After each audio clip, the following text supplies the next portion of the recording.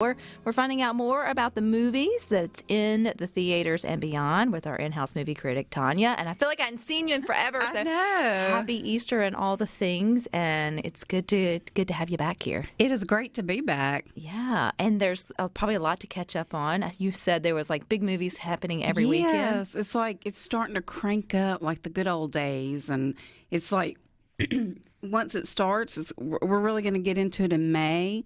Gearing up for Memorial Day. And then it's something pretty much every weekend. And it's not junk, it's good movies. So, so I'm so excited. And, every time I go to a movie now, there's people there. So it feels like it's starting to feel normal. Sonic the Hedgehog or whatever is out because I've already had mom group who wants to go tonight, who wants to go Sunday. Everybody's gearing up to take their kids for that. Yeah. I guess maybe it had come out. Yeah, it's been out just a couple of weeks, but it's getting great reviews. Everybody's loving it.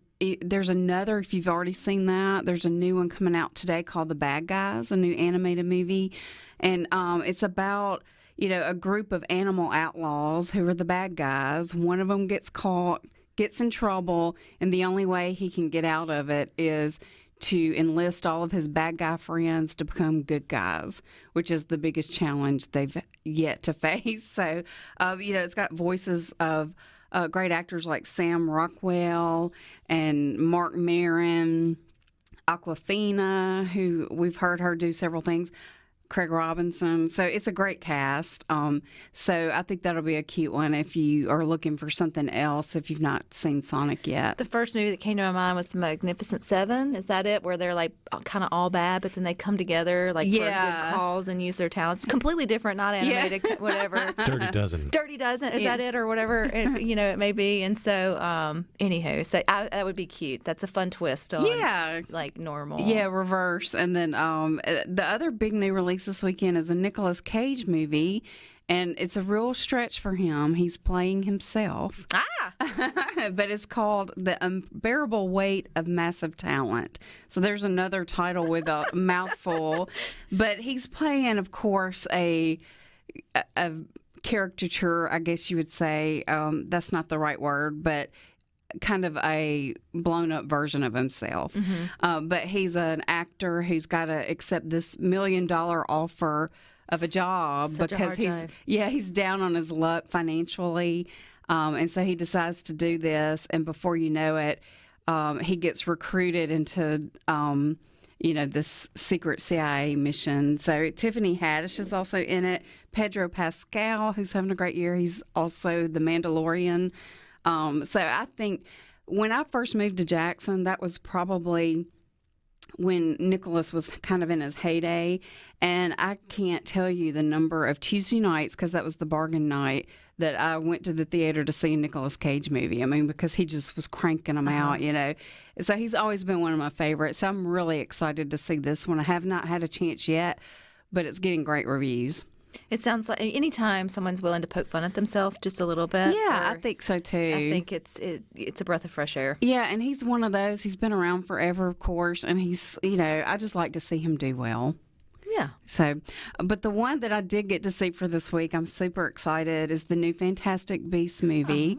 And it's The Secrets of Dumbledore. So this is the third installment in the Fantastic Beasts series. I forget. I want to say it's maybe the 9th or 10th movie in the Wizarding World series. Mm-hmm. So, I have been hearing a lot of negative about this one. I don't know if people are getting fatigued or what, but I loved it. I think I went in with kind of low expectations, but I thought that it was always super. Helps. Yeah, it does. And then you're pleasantly surprised. But I will tell you, you can go in and watch this movie if you've never even watched a Harry Potter movie or a Fantastic Beast.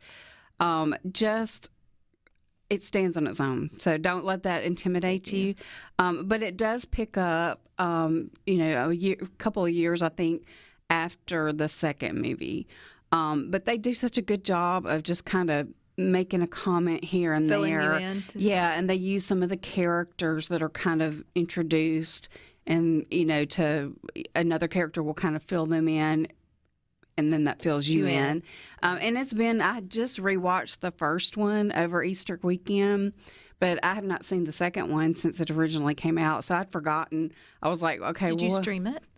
No, I went to the theater. Oh, so the first one was... Oh, the first one. Yeah. No, I just watched it. The good thing about... You have it on DVD? What is that? The good thing about any time a new Harry Potter movie comes out, all of the cable networks air every Harry Potter movie, and that's where I saw it. It was just on cable, so it took 6 hours to watch it. Because of all the commercials. It's probably streaming somewhere if you wanted to go and crash course yourself. If you feel like you want to. Yeah, and I know at one time HBO had the rights to all the Harry Potter movies. I don't know if they still do, but they flip around, and whoever's got them, you can stream them for sure. But yeah, so this one picks up, and you've got Newt. Jude Law plays Dumbledore.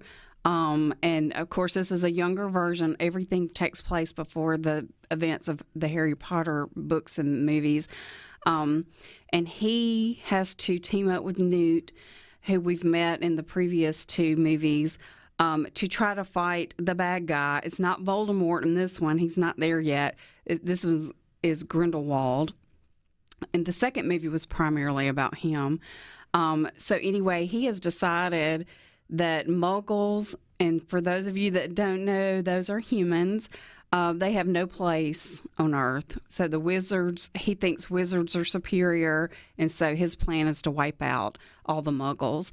And so Dumbledore, of course, is a good guy, and he does not want this to happen, so he has to team up with Newt and the gang to try to make that not happen. All kinds of cute creatures again, so lots of fun. Peacock streaming, Ceasefire text line says, has the rights to Harry Potter. You can watch all of them Yes. there. So there you go. If you were wondering where you could do that. Yeah, and I'll catch it on cable. Yeah, after seeing this one, I'm like, I'm going to go back and watch the second one again because I just want to. And the other interesting thing to me is the second one, Grindelwald. Previously, we met him very briefly at the end of the first one, and then he was all in the second one. But he was played by Johnny Depp, and then he's not having a good week. Yeah, he's not having a good week.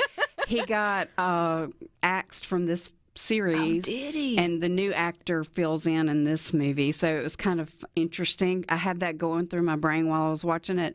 And I mean, this one is kind of full of all kinds of controversy, or the actors are. Ezra Miller is also in it. He was in the second one. I mean, he may have been in the first one. I can't remember. But he's in trouble right now, too. He keeps getting arrested in Hawaii. So, I mean, all kinds of... Well, if I've got to get arrested somewhere, Hawaii is on my top list of places to be naughty. I'm just going to say. But... and then Jude Law is such a great Dumbledore. We get to meet his brother and, and find out what the secret is. They have a family secret that... everybody's going to learn. Don't we all? Yeah.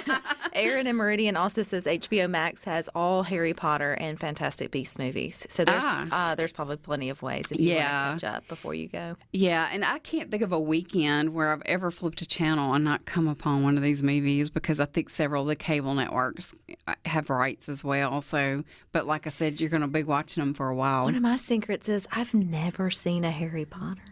Ooh. I've never seen it, never read it, never. I was a Lord of the Rings diehard, and I just I don't have time for other wizards. There's room for both. There's room I know, for and both. I've heard that, but and it's sort of like with Star Wars. It's like I feel I'm already so out of the loop. I would have to go back and do things in order, or maybe I should just throw it for a loop like I did with all of the Marvel and see the last one and then backtrack my way through it. Yeah, you that's really how I could ended up in the Marvel world. Yeah, and the Fantastic Beasts, everything. This is sort of the American version. It's American wizards. Although the main characters are really British and they're brought into the American world. But anyway, you really could watch either series first. So, because they're, their own they stand alone. Someone said, I've never watched Harry Potter either. We're besties in that. I know. And people go, and I'm like, I just not not anti it. I just haven't, right? Like I just never did. Yeah. But I feel interested in it. So I feel like maybe I'll start with this one and see where it goes. But yeah, it's fun. Once you start, you can't stop. that's the way I was with Marvel. Man, I went in for Endgame, and then it was like, and then Disney Plus came out like right around the same time, and there went my life. Like, yes. catching up with that. Well, it was so good catching up with you, Tanya. Can't wait for what you got for us next Friday. But you guys stick with us. We got more for you coming up next.